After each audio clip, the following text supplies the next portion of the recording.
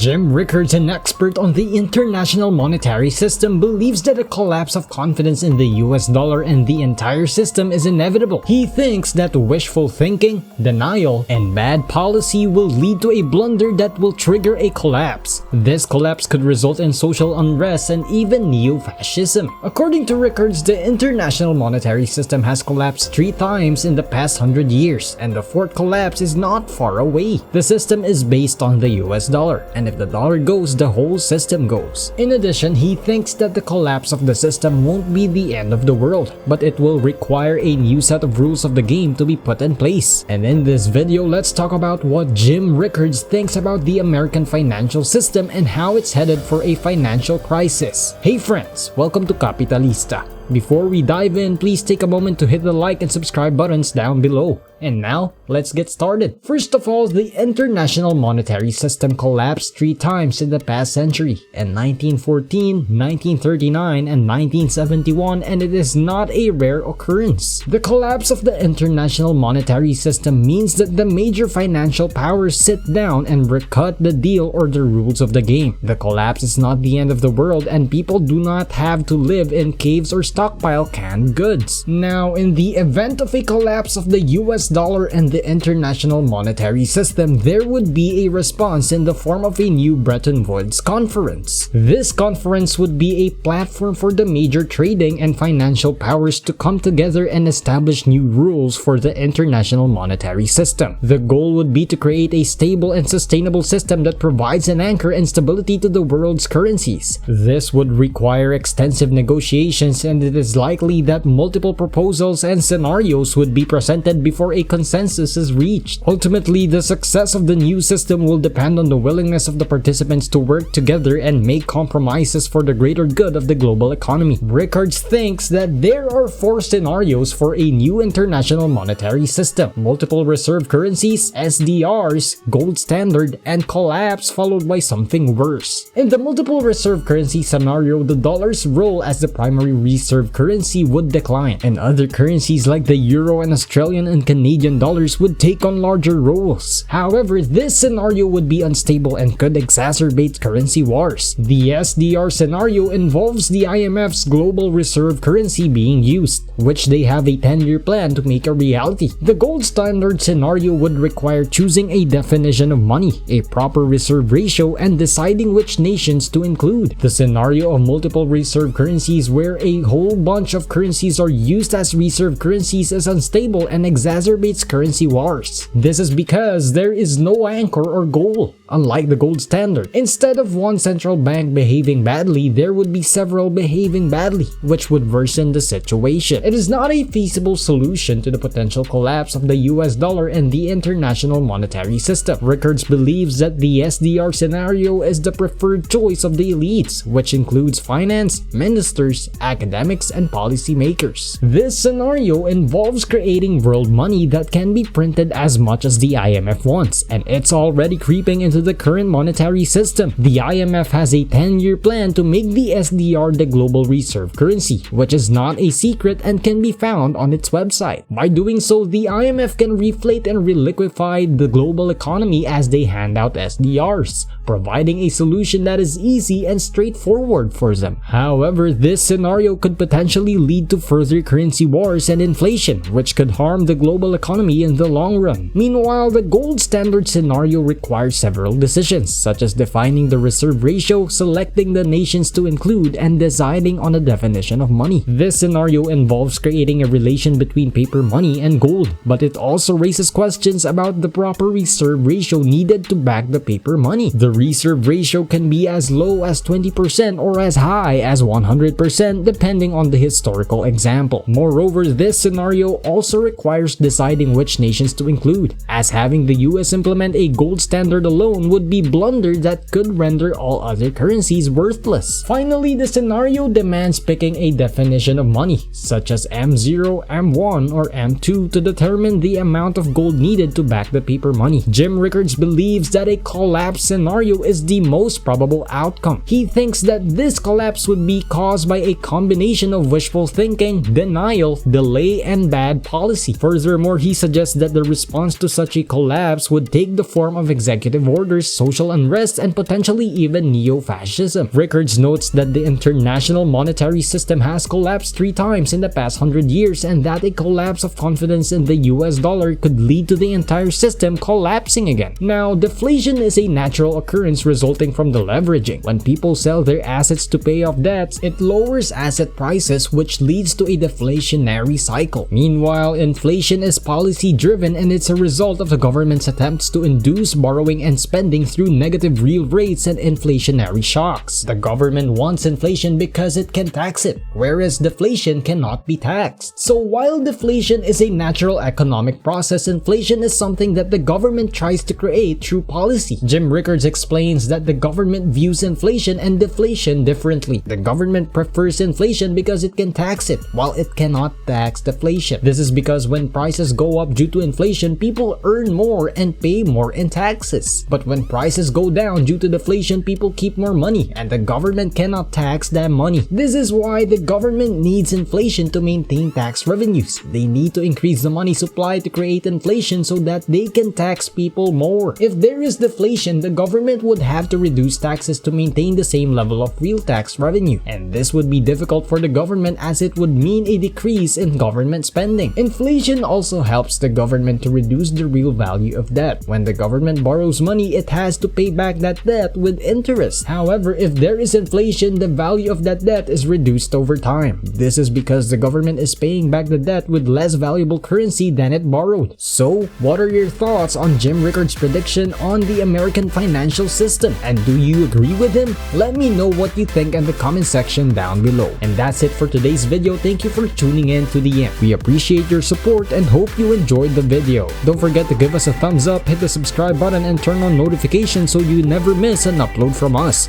Your engagement helps us bring you even more exciting content in the future. Until next time, and take care.